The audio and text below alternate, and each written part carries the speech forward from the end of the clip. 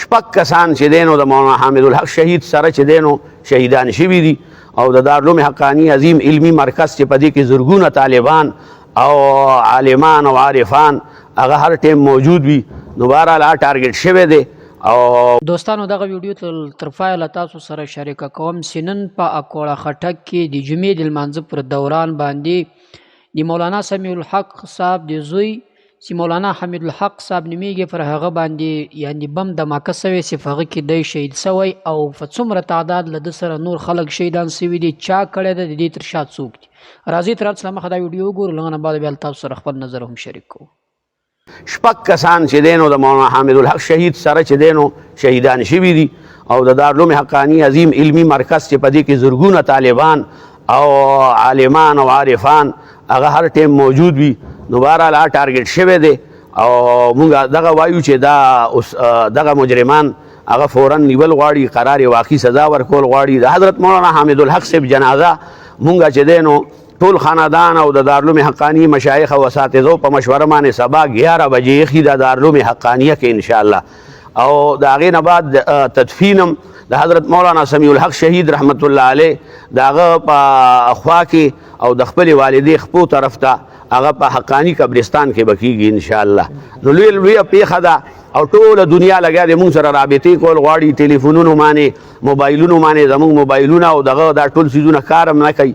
خو مونږ دغه وایو چې یا الله نحن الضعفاء وانت القوي القادر، مونږ الله ته د هر څه سپارو او الله چې کوم دی بهترین هغه چې کوم دی انتقام اخیستونکی دی، والله عزیز ذو انتقام. نه مولانا حمید الحق صاحب بچی مولانا عبدالحق ثانی صاحب الحمدلله ښه دی، د هغه په دې سترګو سره خوږ شا کې زخم راغلی دی، اوس دا چې چرې مري دي یا څه دي، خو نور کسان پکې دي، پولیس والم دي او نور چې کوم دی مزګزار هم دي او یو زمونږ د دارالعلوم حقانی د استاد بچی دی شاکر الله نو هغه هم پکې شهید شوی دی. مولانا حمید الحق صاحب رحمه الله زمون الله، لیکن الله دې زموږ د مدرسې حامی او ناصر شي او الله دې دې مدرسې ته نور هم ترقیات نصیب کړي او الله دې حقانی خاندان ته او د حقانی د تمام وابستګانو ته په دې عظیمې صدمې باندې د صبر او د اجر توفیق ورکړي. نن شته د زمونږ یو عظیم انسان لاړو، لیکن خفګان به هله وي چې کله دا یو مقرره لاره نه وي. دا خو مقرره لار د څوک به په خپله مرګ باندې به څوک به په شهادت باندې. الحمدلله مولانا حمید الحق صاحب ته الله جل جلاله عظیمه رتبه د شهادت نصیب کړه او شهادت دا هغه وصف دی چې د مرګ هم د ځانه لرې کوي، د انسان ته حقیقي حیات ورکوي. الحمدلله زموږ د مدرسې محتمم او زموږ د مدرسې نائب محتمم دا عند الله هم ژوندي دي او د خلکو په زړونو کې او د خلکو په ژبو باندې به هم تر قیامته پورې ان شاء الله العزیز دغه رنګې ژوندي وي.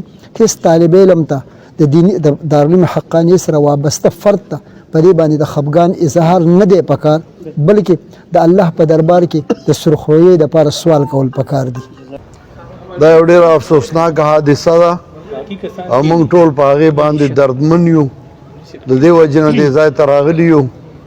مولانا حمید الحق خو داسې یو سړی و چې هغه نه چاته ضرر رسولی و نه چاته نقصان رسولی و او نه هغه د دې څیزونو والله عالم چې هغه ولې ټارګټ شوی او هغه سره ولې داسې حادثه وشوه. الله دې د هغه جان ښایسته کړي او الله دې د هغوی ټولو پسماندګانو له صبر جمیل ورکړي. زمونږ ورور و زمونږ ملګری و زمونږ دوست و، موږ ټول په هغه باندې دردمن یو او الله ته فریاد کوو او نورې فیصلې د الله په لاس کې دي. خو حدیث کې راځي چې کم ځای د مرګ مقرر شوی جعل له الیها حاجتن، الله هغه ځای کې ورله څه کار پیدا کړي او هغه ځای ته لاړ شي او سایه وخیږي، دله به الله دغه ځای مقرر کړی و. الله دې مخې ته رڼا کړي او الله دې هغه جهان ښایسته کړي. دوستانو دا ویډیو پر دې بنیاد باندې له تاسو سره شریکه کړه چې هغه کم کسان چې له موږ سره ملګري یا نږدې یې ورته یا هغه کسان چې له نورو هیوادونو څخه له موږ سره ملګري نو دعا دې ورته وکړي الله پاک جل جلاله دې د شهادت قبول کړي. په دې ویډیو کې مقصد دا و مولانا حمید الحق صاحب شهید صلی الله تعالی د شهادت قبول کړي. اوس پر دې به ډېر خلک پر داسې لفظ کارولو د شهید پر لفظ کارولو باندې ډېر خلک ناراضه کېږي. خیر حقیقت به وایو د هر چا خپل دغه د څوک ناراضه کېږي که نه ناراضه کېږي. هغه خلک چې د انسانیت نارې وهلې، هغه خلک چې د پښتون د وینو د تویولو په حق کې وتلي، چې مثلا د پښتون وینه ناحقه تو نسي، د دې په دفاع کې خپل ځانونه داسې سفر ګرځولي وو، یا د سوشل میډیا له لارې، د مبارزې له لارې، یا د میدان له لارې، هغه اکثره نن خاموشه دي. خاموشي خو څه کوي؟ بالعکس که په مقابل کې ورته وګورې په بدو الفاظو یې هم یادوي، بلکې ورباندې خوشحاله هم دي. بیا د بعضې خلکو د پښتنو دا مثلا ګیله هم وي چې د علماو ولې له موږ سره همدردي نشته. د مولوي نورالدین هغه خبر ده چې تا له علماو سره همدردي نشته، علما بیا له تا سره همدردي کوي. چې ته د عالم په مرګ باندې خوشحاله کېږي، نو بیا عالم له تا سره همدردي لري. چې یو عالم شهید کړل شي، ته د شهید پر لفظ باندې ناراضه کېږي او دا خوند تا ته نه درکوي چې ته شهید ووایې، او بیا ځان دومره لو دعوه دې هم په مخه باندې اخستی چې زه د پښتون په حق کې راپورته سوی او د پښتنو د وینو د تویولو مخنیوی نسم، چې څوک د پښتنو قتل عام غواړي دغه په مقابل کې زه درېږم. نو ستا دا خبره دروغ ده، چې هر څوک دا خبره کوي دا دروغجن ده په خپله خبره کې. ولې؟ مولانا حمید الحق صاحب پښتون نه ده، مولانا حمید الحق صاحب مسلمان نه ده. که د مسلمانۍ په لیول باندې ستا مثلا مبارزه وي او بیا دغه خلاف یې د دې کار هم ملامت یې، که تر هغه در تیر سو د پښتونوالې مبارزه وي، ستا د پښتون حق غواړې، د پښتون حقوق غواړې، په دې کې هم بیا ته به د نن خبره باندې ملامت یې. ولې؟ مولانا حمید الحق صاحب پښتون و، بیا یو عالم و، نو ته چې د علماو سره همدردي نه کوي، د علماو په مرګ باندې خوشحاله کېږي، نو بیا دا تمه هم مه کوه. کله چې پر تاسو باندې یو تکلیف راسي، یا مثلا ستاسو د لارې، ستاسو د نظریې یو سړی چې بیا کله مثلا له دنیا څخه ځي، د تاسو په خوله به ورته هم یا شهید یا مړ ځي، نو بیا ستاسو چغې او بغارې وي چې ولې علما پر منبر باندې د حق خبره نه کوي، ولې علما د موږ سره په دې سب کې نه درېږي.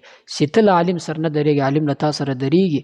چې ته له طالب العلم سره نه درېږي، ته هغه له تا سره درېږي. چې ته په شیوخو باندې، په علماو باندې خوا نه بدوي، له هغو سره د همدردي نه وي، د هغو په غم باندې نه ورشریک کېږي، د هغو په غم باندې نه غمجن کېږي، د هغو په خوشحالي باندې نه خوشحاله کېږي، نو بیا به ستا څنګه د توقع وي، دا به د امید وي چې دا علما به له ما سره بیا مخلص وي او هغه به له ما سره بیا مثلا همدردي وکړي.